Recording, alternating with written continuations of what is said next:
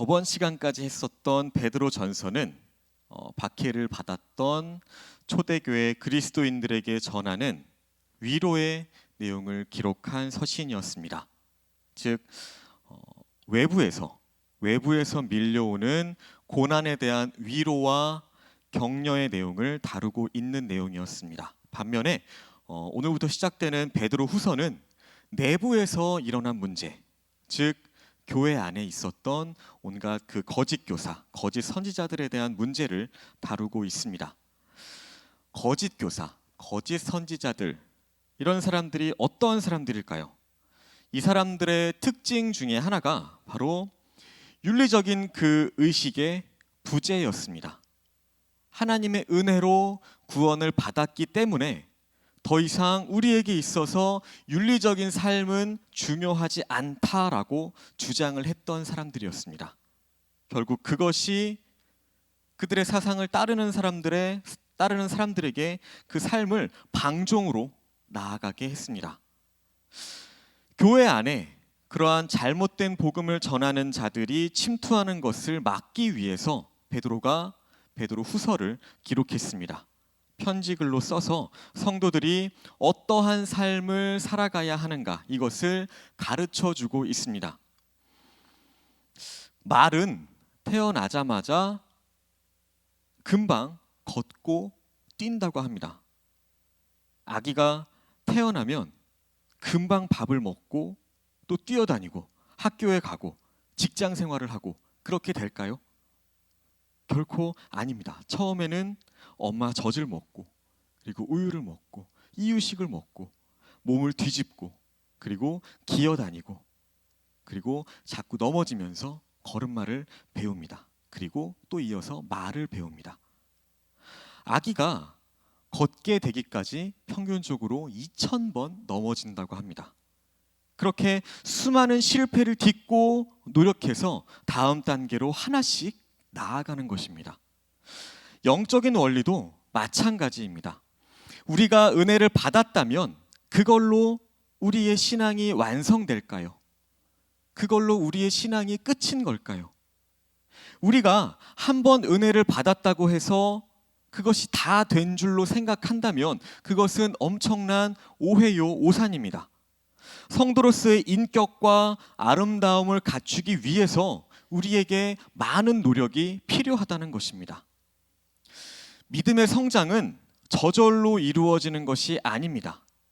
믿음의 성장을 위해서 날마다 노력하고 힘써야 하는 것임을 오늘 본문에서도 강조하고 있습니다. 특히 5절과 10절에 보시면 더욱 힘써라는 단어가 강조되고 있습니다. 바울도 이렇게 말씀합니다. 디모데전서 4장 15절에 이 모든 일에 전심전력하여 너의 성숙함을 모든 사람에게 나타나게 하라라고 말합니다. 우리가 교회에 속했다고 해서 온전한 성도가 되는 것이 아니라 끊임없는 노력을 통해서 우리의 신앙이 장성한 분량에 이르게 된다라는 사실을 다시 한번 우리 마음에 되새겨야 할 것입니다.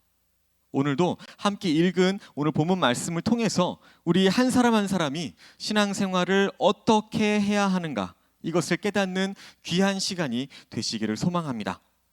우리는 다 하나님께 복을 받은 존재들입니다.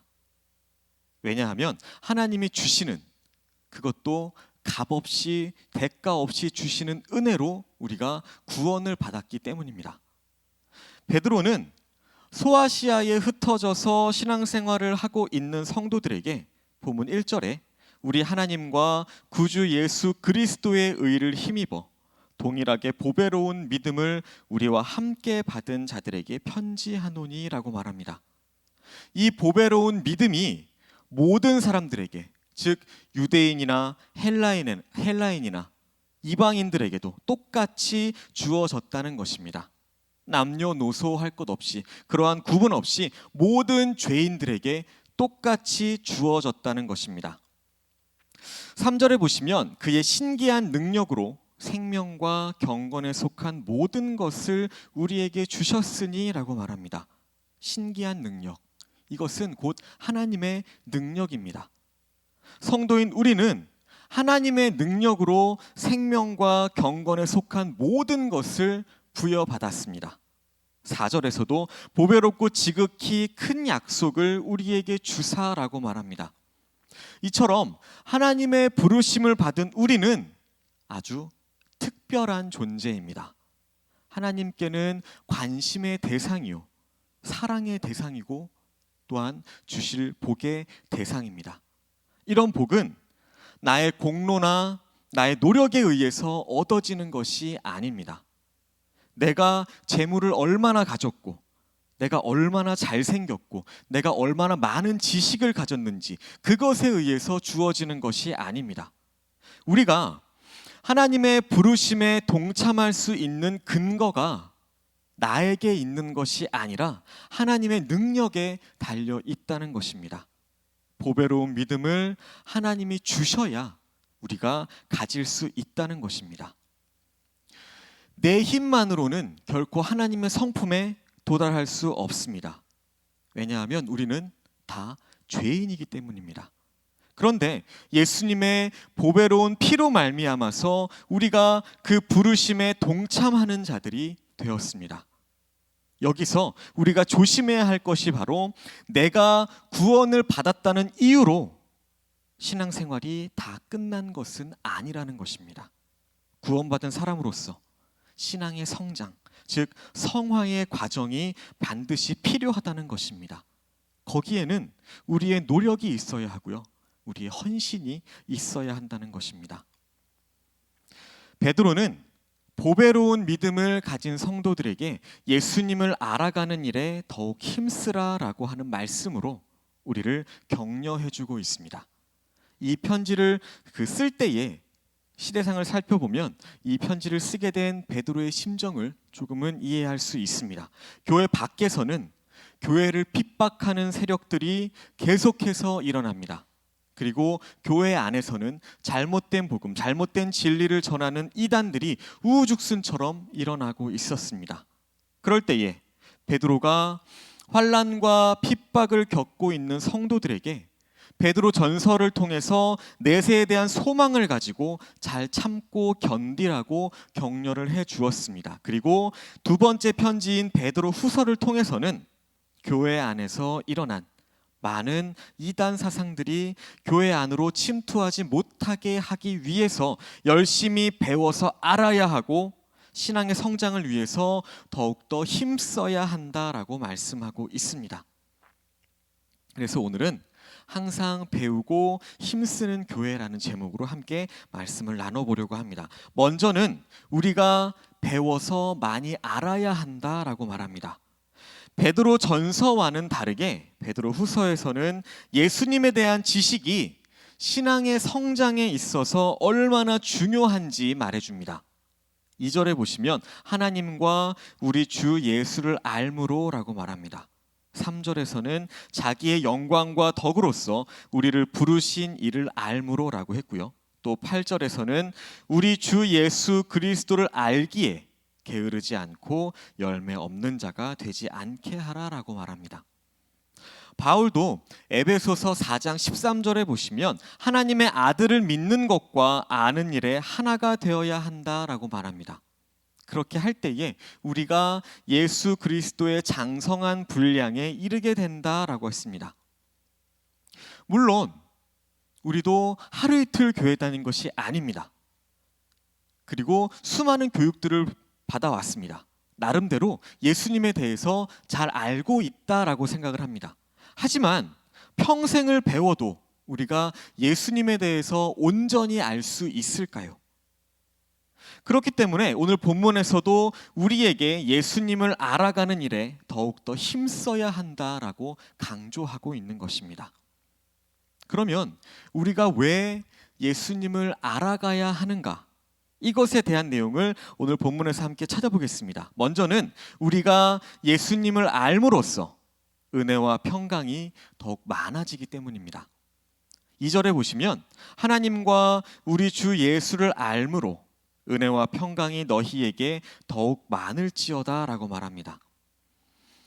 우리는 예수님을 알아감으로 말미암아서 은혜와 평강을 누리게 됩니다. 예수님을 깊이 알면 알수록 우리가 받는 은혜가 더 풍성해지고 우리 마음 가운데 평강이 넘치게 된다는 것입니다. 우리가 예수님을 믿어도 예전처럼 덮어놓고 무조건 그렇게 막연하게 믿어서는 안 된다는 것입니다. 예수님이 어떤 분이시며 예수님께서 나를 위해서 어떠한 일을 하셨는지, 또한 지금은 나를 위해서 무엇을 하고 계시는지, 이것을 우리가 알고 믿어야 한다는 것입니다. 본문 3절에 보시면 그의 신기한 능력으로 생명과 경건에 속한 모든 것을 우리에게 주셨으니 이는 자기의 영광과 덕으로서 우리를 부르신 이를 알므로 말미암음이라 라고 합니다. 우리가 예수님을 알아가는 일에 힘써야 하는 이유는 예수님이 우리에게 믿음의 대상이시기 때문이라고 말합니다. 또 우리는 예수님을 알므로써 보배롭고 지극히 큰 약속을 받을 수 있습니다. 4절에 보시면 이로써 그 보배롭고 지극히 큰 약속을 우리에게 주사 이 약속으로 말미암아 너희가 정욕 때문에 세상에서 썩어질 것을 피하여 신성한 성품에 참여하는 자가 되게 하려 하셨느니라 라고 말합니다. 여기서 말씀하고 있는 지극히 큰 약속, 이 약속이 무엇일까요?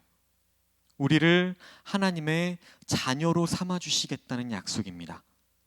하나님의 나라에 들어가서 영생을 누리게 해주시겠다는 약속입니다.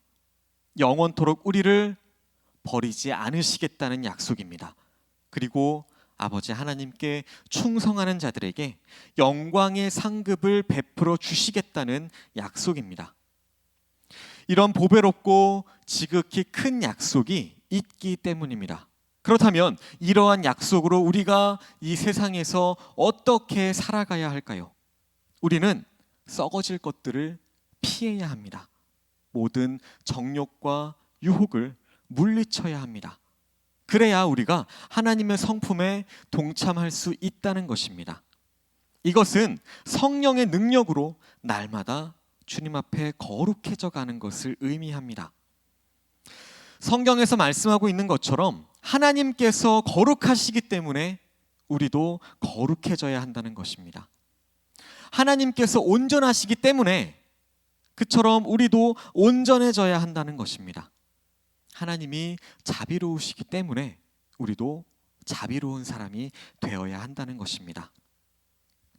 우리가 예수님을 알아가는 것이 이렇게 중요하기 때문에 바울은 빌립보서 3장 8절에서 내 주 그리스도 예수를 아는 지식이 가장 고상하다라고 고백합니다.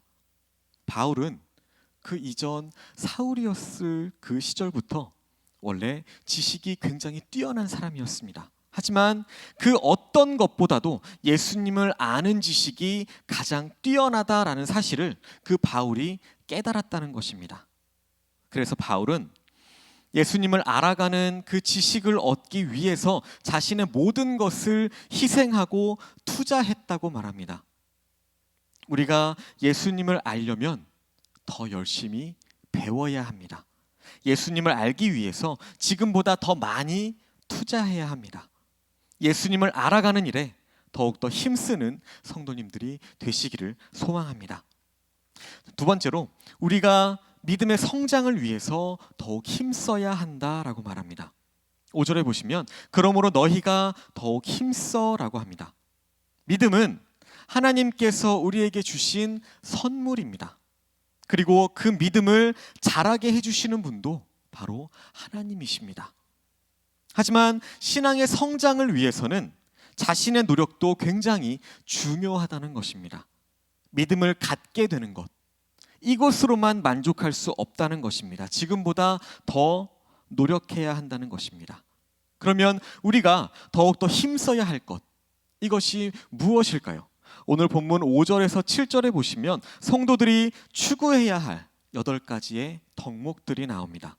그것을 갖추기 위해서 더욱더 힘쓰라라고 말합니다. 그러므로 너희가 더욱 힘써 너희 믿음의 덕을, 덕의 지식을, 지식의 절제를, 절제의 인내를, 인내의 경건을, 경건의 형제 우애를, 형제 외에 사랑을 더하라 라고 말합니다.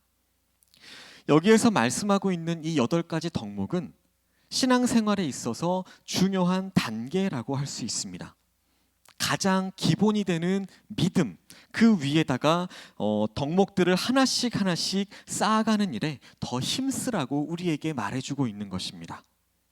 먼저는 믿음입니다. 믿음은 사람이 결코 만들어낼 수 있는 물건이 아닙니다. 하나님께서 주신 선물입니다. 그리고 신앙생활을 함에 있어서 가장 첫 번째로 넘어가야 할 관문입니다. 믿음이 바탕이 되지 않는 그런 선행이나 의는 어떤 의미도 가지고 있지 않습니다. 성도들의 삶, 이 삶은 항상 믿음 위에 있어야 합니다. 그 믿음에 기초해야 합니다. 믿음이 있어야 하나님과 교제할 수 있습니다.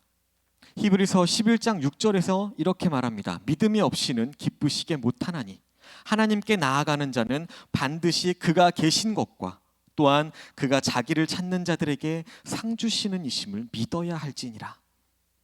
믿음은 신앙의 가장 기초이며 신앙의 시작입니다. 믿음을 떠나면 우리는 아무것도 할 수 없습니다. 두 번째는 덕입니다. 하나님의 성품을 따라서 선을 추구하는 그 일종의 용기, 그것이 덕입니다. 우리가 살고 있는 시대에는 무작정 용감한 사람보다 이 덕을 갖춘 사람이 더 필요한 시대입니다. 성도라면, 예수님을 믿는 사람이라면 이 덕이 있어야 합니다. 덕을 실천하는 성도가 다른 사람들에게 기쁨을 전해줄 수 있고 평안을 줄 수 있습니다. 이어서 세 번째는 지식입니다. 하나님의 뜻을 따라서 올바르게 판단하는 능력입니다. 믿음에 덕이 있다고 해서 다 되는 것이 아닙니다. 사람이 덕만 갖추다 보면 바보가 될 수 있습니다. 그 덕만 갖고 있는 그 성품이 오히려 악인들에게 이용을 당할 수 있는 것입니다. 아무리 덕을 갖춘 성도라고 해도 그들에게 분별력이 없다면 진리와 진리가 아닌 것을 분별하지 못하게 됩니다. 그래서 무엇이 옳은 것인지, 무엇이 잘못된 것인지 이것도 모르고 거기에 그냥 쉽게 빠져 들어가서 그렇게 잘못된 것을 실천하게 된다는 것입니다. 우리의 삶에 분별력, 그 통찰력이라는 지식이 더해질 때에 더 풍성한 삶을 살아갈 수 있게 되는 것입니다. 네 번째는 절제입니다. 절제는 나를 바르게 파악하고 나를 통제할 수 있는 힘을 의미합니다. 즉, 이 절제란 자제력 또는 자기 조절 능력을 의미합니다. 자동차로 말하면 제동장치, 이 제동장치와 같은 것입니다. 성도들에게는 모든 것이 가하나 모든 것이 다 유익한 것이 아니라고 말했습니다. 좋은 것이 되었든 그것이 나쁜 것이 되었든 절제할 수 있는 능력이 있어야 한다는 것입니다. 우리가 아무리 좋은 차를 가지고 있다 할지라도 그 차에 브레이크가 없다면 그 차를 결코 탈 수 없을 것입니다. 성도라면 자신의 욕구나 욕망이 절제가 되어야 합니다. 우리가 하는 말이나 행동도 절제가 되어야 합니다. 또한 우리의 감정까지도 잘 다스릴 줄 알아야 합니다. 그래서 잠언에 보면 자기를 잘 다스리는 사람이 용사보다 더 낫다라고 말합니다. 사람이 지식이 많아지면 교만해지기 쉽습니다. 그리고 그 교만, 그 자만으로 인해서 넘어지기 쉽습니다. 그래서 우리에게 더욱더 필요한 것이 이 절제라는 것입니다. 다섯 번째로 인내입니다. 예수님께서 우리에게 보여주신 것처럼 어려움에 직면했을 때 그것을 적극적으로 수용하고 견디면서 끝내 승리하는 것입니다. 인내는 그냥 단순히 무작정 참는 것이 아닙니다. 고난에 굴복하지 않고 앞으로 전진하는 그 견고함을 뜻하는 것입니다. 우리가 절제하려고 한다면 거기에는 반드시 고통이 따르게 됩니다. 그 고통을 잘 참아내야 우리의 신앙이 계속해서 자라나게 되는 것입니다. 아무리 화가 날지라도 참아야 하는 것이고, 어려움이 찾아와도 끝까지 견뎌야 합니다. 그래서 고린도전서 13장에 보시면 사랑은 오래 참는 것이라고 말했고요, 모든 것을 참고 모든 것을 견디는 것이라고 말했습니다. 욥의 인내나 성경에 나오는 수많은 선지자들의 인내처럼 고난 가운데에서도 하나님의 때를 기다리는 인내가 우리에게 필요합니다. 기다릴 줄 알아야 합니다. 농부가 이른 비와 늦은 비를 기다리는 것처럼 우리도 끝까지 기다려야 합니다. 로마서 5장 3절에서 4절에 보시면 이렇게 말합니다. 우리가 환난 중에도 즐거워하나니 이는 환난은 인내를, 인내는 연단을, 연단은 소망을 이루는 줄 알미로다. 여섯 번째로 경건입니다. 하나님 앞에서 나를 새롭게 발견하는 것, 이것이 경건입니다. 그리고 나를 하나님께 드리는 것입니다. 세상에 나를 방임하는 것들을 조심하는 일종의 헌신이라고 할 수 있는 것입니다. 이 경건이라는 말의 의미는 하나님을 향해서 존경의 마음을 가지는 것을 의미합니다. 하나님께로 나아가서 바르게 예배를 드리고 하나님께 합당한 것을 내어드리는 것, 이것을 말합니다. 그렇기 때문에 우리가 고난을 당할 때에도 하나님을 생각하면서 참아야 한다고 했습니다. 베드로전서 2장 19절에 보시면 애매히 고난을 받아도 하나님을 생각하고 슬픔을 참으면 이는 아름다운 것이다 라고 말합니다. 경건은 눈에 보이는 모양이 아니고 우리의 삶이며 우리의 능력입니다. 디모데후서 3장 15절에 보시면 경건의 모양은 있으나 경건의 능력은 부인하는 자니, 이렇게 말합니다.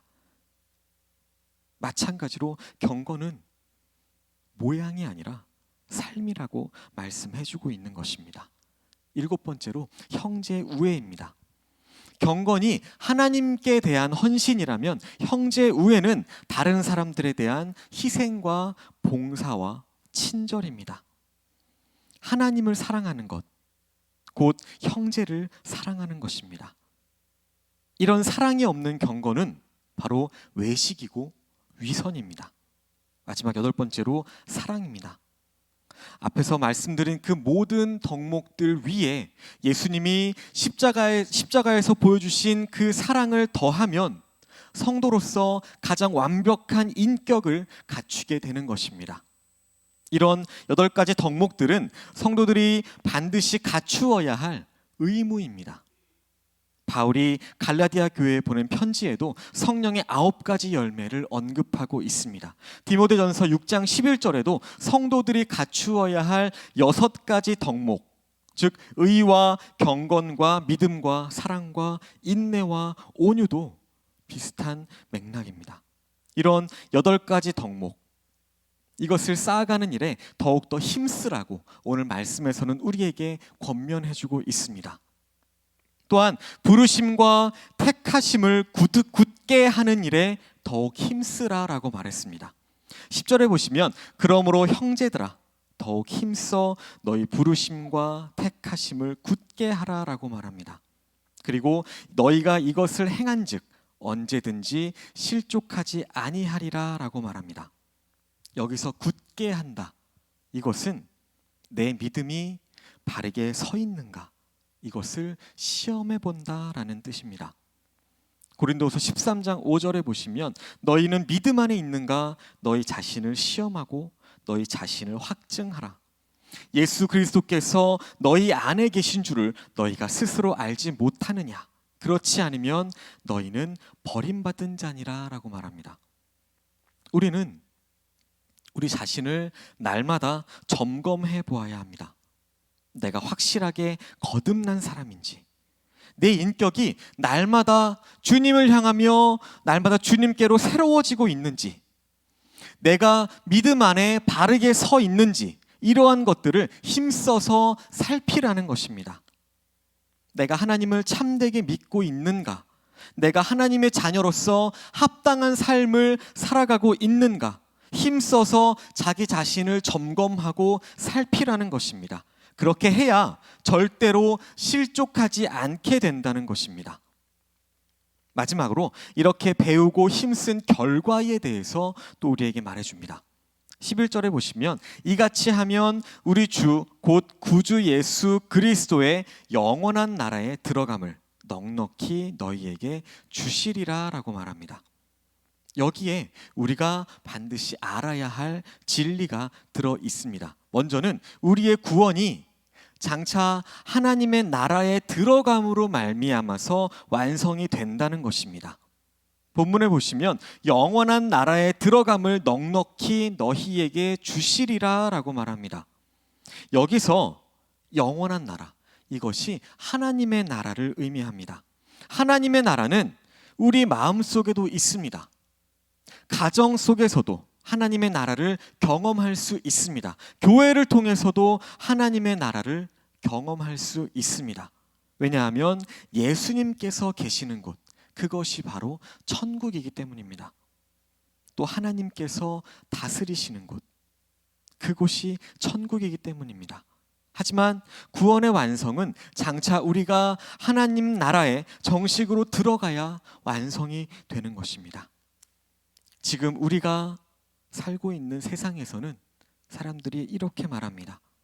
부정과 부패, 온갖 악한 것들이 사라지고 모두에게 똑같이 보장이 이루어진다면, 그래서 누구나가 다 살기 좋은 세상이 된다면 그것이 천국일 것이다. 하지만 우리 세상은 아무리 좋아진다 할지라도 불완전합니다. 예수님께서, 하나님께서 거기 계시지 않으면 그곳은 불완전합니다. 하나님의 통치가 그곳에 임하지 않으면 그곳은 불완전합니다. 우리는 그런 세상 사람들이 말하는 불완전한 천국이 아니라 완전한 천국에 들어가게 된다는 것입니다. 또 하나님의 나라가 영원한 나라라는 것입니다. 세상에 있는 나라, 이 나라들은 잠깐 있다가 사라져버리는, 소멸돼 버릴 나라입니다. 하지만 하나님의 나라는 영원한 하나님의 나라입니다. 하나님의 통치가 그곳에 영원히 임하고, 하나님의 주권이 영원하고, 하나님의 사랑이 영원한 곳, 그것이 바로 천국입니다. 또 하나, 하나님의 나라는 예수 그리스도의 나라입니다. 오늘 본문 11절에서 말하고 있는 것처럼 우리 주 곧 구주 예수 그리스도의 영원한 나라라고 했습니다. 천국은 세상에 속한 나라가 아니라 예수님께 속한 나라입니다. 그렇게 말씀하는 이유는 예수님께 속한 자들만 그곳에 들어갈 수 있기 때문입니다. 예수님께 접붙임을 받은 그 사람들만 들어갈 수 있는 나라이기 때문입니다. 오늘 우리를 유혹하는 세력들, 그 악한 세력들이 너무나도 많이 있습니다. 무엇이 진짜이고 무엇이 가짜인지를 그렇게 쉽게 분별할 수 없을 정도로 우리가 살고 있는 세상, 이 세상은 혼란하고 혼미해져 있습니다. 하지만 우리는 그곳에 절대로 속아 넘어가서는 안 된다는 것입니다. 디모데후서 3장 13절에서 14절에 보시면 악한 사람들과 속이는 자들은 더욱 악하여져서 속이기도 하고 속기도 하나니 그러나 너는 배우고 확신한 일에 거하라 라고 말합니다. 우리가 진리에 대해서, 예수님에 대해서 열심히 배워서 알아야 세상의 다른 것들에 속아 넘어가지 않게 됩니다. 그러므로 우리가 하나님의 나라에 들어가는 순간까지 예수님을 알아가는 일에 힘써야 한다는 것입니다. 고린도전서 15장 58절에서도 이렇게 말씀합니다. 주의 일에 더욱 힘쓰는 자들이 되라.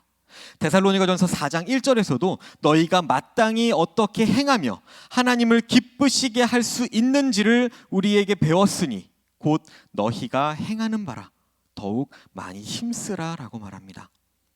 예수님께서도 겟세마네 동산에 올라가셔서 힘쓰고 애써 더욱 간절히 기도하시니 땀이 땅에 떨어지는 핏방울같이 되었더라 라고 했습니다. 저와 여러분들도 예수님처럼 말씀을 배우는 일에도 힘쓰고 기도하는 일에도 힘쓰고 그렇게 신앙의 성장을 위해서 날마다 힘쓰시는 성도님들이 되시기를 소망합니다. 오늘 본문 8절에서 11절에 보시면 하나님께서 우리에게 주시는 복들이 기록되어 있습니다. 8가지 덕목을 갖춘 사람들은 8절에 보시면 반드시 열매가 있다라고 말씀합니다. 영적인 열매입니다. 그리고 9절에 보시면 영적으로 맹인이 되지 않는다라고 말합니다. 멀리까지 내다볼 수 있다는 의미이고요. 옛 죄가 깨끗해졌다라는 뜻입니다. 10절에 보시면 언제든지 실족하지 않는다라고 했습니다. 어떠한 고난을 겪어도 어떠한 일을 겪어도 넘어지지 않습니다. 시험에 들지 않습니다. 그리고 11절에 보시면 영원한 나라에 그것도 넉넉하게 들어간다라고 말합니다. 천국은 저와 여러분들의 것임을 믿습니다. 오늘날 한국교회의 약점, 수많은 약점들이 있겠지만 그것 중에 하나는 믿음은 강조합니다. 그렇게 믿음을 강조는 하지만 그 이상 아무것도 갖추지 못해서 완전히 힘을 상실해버린 성도, 또 그런 교회가 되어버린다는 것입니다. 우리는 우리의 신앙을 날마다 점검하고 다시금 회복시켜야 합니다. 바울은 우리가 하나님의 성품에 동참하는 것, 이것을 곳곳에서 조금씩 다르게 표현합니다. 빛의 갑옷을 입으라라고 말씀했고요. 로마서 13장 12절에서는 주 예수 그리스도로 옷 입어라라고 말씀했고요. 또 다른 표현으로는 에베소서 4장 24절에 새 사람을 입으라라고 표현합니다. 성도인 우리의 삶에 바로 이런 성숙함이 나타나야 할 것입니다. 오늘 본문에 나오는 8가지 덕목, 우리의 신앙에 있어서 성장에 필요한 각 단계입니다. 그렇게 한 단계 한 단계 우리의 신앙이 성장해져 가는 과정이라고 할 수 있는 것입니다. 이런 8가지 신앙의 중요한 덕목들, 즉 믿음과 덕과 지식과 절제와 인내와 경건과 형제의 우애와 사랑을 우리가 더욱더 힘써서 그것을 갖춤으로 말미암아서 더 많은 사람들에게, 믿지 않는 수많은 영혼들에게 빛 대신 예수님을 전하는 그런 저와 여러분들이 되시기를, 진짜 성도가 되시기를 예수님의 이름으로 간절히 소망합니다. 이 시간 함께 기도하시겠습니다.